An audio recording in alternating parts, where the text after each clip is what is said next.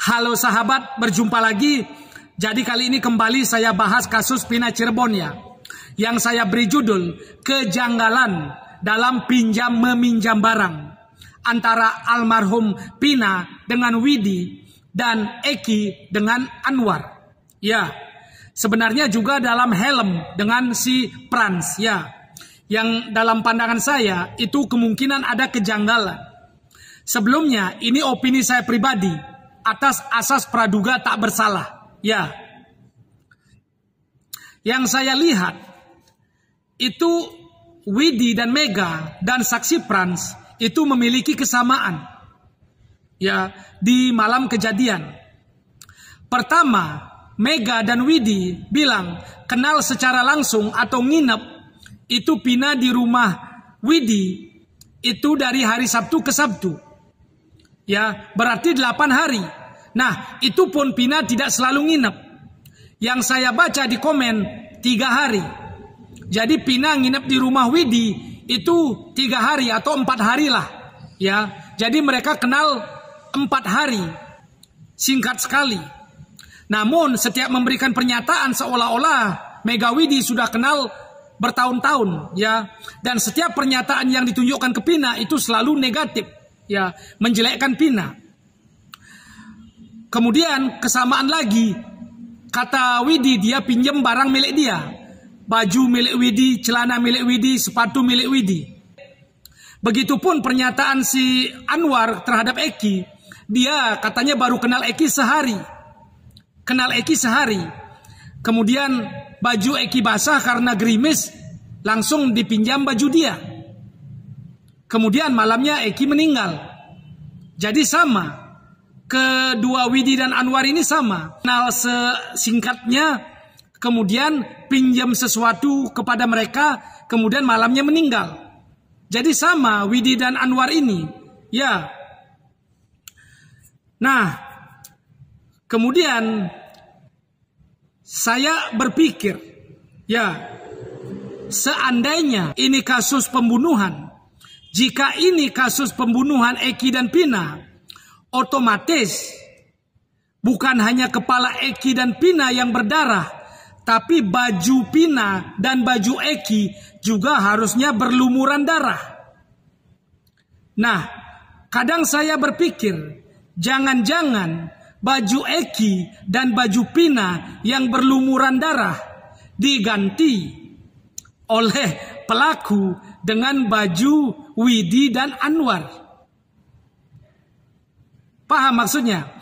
Itu kepala Eki berlumuran darah, kepala Pina bocor. Kalau disiksa bukan hanya kepala yang berdarah, tapi juga baju berceceran darah. Jangan-jangan dalam pandangan saya baju asli Eki yang berdarah itu sudah ditukar dengan baju Anwar. Begitupun jangan-jangan baju Pina yang berdarah sudah ditukar. Itu dalam opini saya pribadi ya. Begitupun kepala Eki berdarah itu ditutup helm pakai helm Frans. Kemudian ditaruh di playoper sehingga kelihatan kecelakaan. Ya, helm pun helm pinjaman Frans. Karena logikanya motor Eki bodong, nggak ada deka. Kemudian Pina nggak pakai helm, terus ngapain Eki disiplin sendiri pakai helm? Ya, jadi kemungkinan kepala dia berdarah dipakaikan helm. Baju Eki berdarah dilepas diganti baju Anwar. Baju Pina berdarah, ceceran darah diganti baju Widi. Jadi pinjam meminjam diganti baju pinjaman. Begitupun celana Pina yang habis diruda paksa kotor diganti dengan celana Widi. Ya, makanya di sini pinjam meminjam. Makanya orang selalu bilang kalau itu korban pemerkosaan pasti ada debu, pasti ada lumpur, pasti ada bercak. Bisa saja nggak ada karena sudah diganti oleh baju-baju pinjaman dari kedua saksi ini. Ya, itu opini saya, asas praduga tak bersalah. Makanya Widi dan Mega ngotot bahwa tidak ada pemerkosaan. Mereka selalu pokoknya beli pembalut. Pokoknya celana dalamnya berdarah, saya yang cuci, kata Mega. Untuk meyakinkan tidak ada pemerkosaan. Ya, jadi dalam pandangan saya kemungkinan sudah diganti dengan baju-baju yang mereka pinjam itu. Yang berdarah itu. Ya, mungkin kalian berpikir, kebetulan bang. Ya kebetulan, tapi pas sekali di hari Sabtu itu bisa pinjam baju dan celana.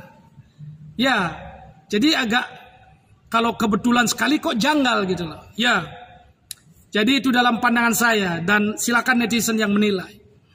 Itu aja, terima kasih. Iya guys, jadi warganet ini memberikan opini pribadinya bahwa kasus Vina ini adalah pembunuhan pemerkosaan. Bahkan beliau memberikan opini pribadi bahwasanya setelah pembunuhan dan pemerkosaan itu terjadi, pelaku mengganti baju Vina dan Eki. Baju Vina diganti dengan baju Widi dan Mega, dan juga Eki dipakaikan helm Franciscus. Warganet ini memberikan opini pribadinya bahwasanya kesaksian yang baru muncul dan juga sahabat dari Vina dan Eki tersebut berbohong dan juga ikut terlibat dalam kasus ini, menutup-nutupi kasus pembunuhan dan pemerkosaan. Parah sih sebenarnya siapa warganet ini, kenapa dia kekeh banget bahwasanya ini adalah kasus pembunuhan dan pemerkosaan. Apakah dia juga orang dari Ibtu Rudiana, sehingga dari kemarin hingga saat ini statement yang disampaikan itu pro kepada Ibtu Rudiana dan lebih membantah kepada kesaksian-kesaksian yang sudah bermunculan bahwasanya memang kasus Vina ini adalah kasus laka lantas, bukan pembunuhan dan pemerkosaan. Bagaimana pendapat kalian guys? Silahkan berikan komentar di bawah ini sebanyak-banyaknya. Halo sahabat, berjumpa lagi. Jadi kali ini kembali saya bahas kasus Vina Cirebon ya. Yang saya beri judul, berterima kasihlah pada kesurupan Linda. Bagi kalian yang mengikuti kasus Vina, seluruh netizen Indonesia, berterima kasihlah pada kesurupan Linda. Buat Pak Oto, pengacara yang lain yang membela 7 terpidana sekarang, dan juga KDM, berterima kasihlah pada kesurupan Linda. Ya, dan buat keluarga terpidana, 7 keluarga terpidana dan yang lain, berterima kasihlah juga pada kesurupan Linda.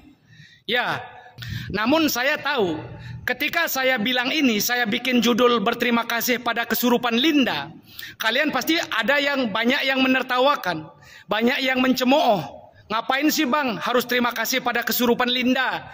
Justru Linda itu harus diadili dan dipenjara. Kan gitu tanggapan kalian.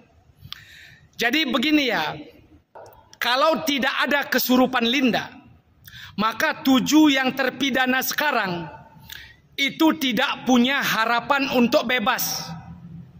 Itu.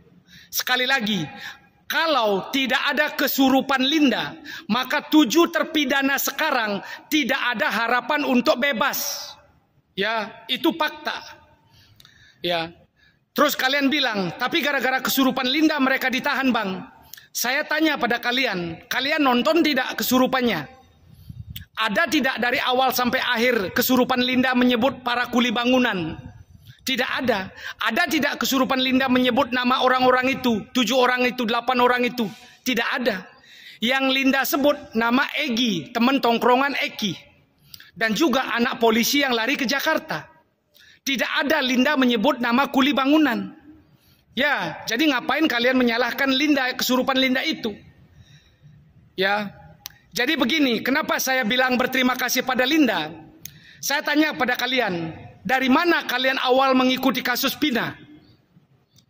Dari waktu itu viral film Vina di bioskop. Kemudian kalian terhanyut dengan film itu, kemudian kalian mau mencari keadilan untuk Vina dan Eki.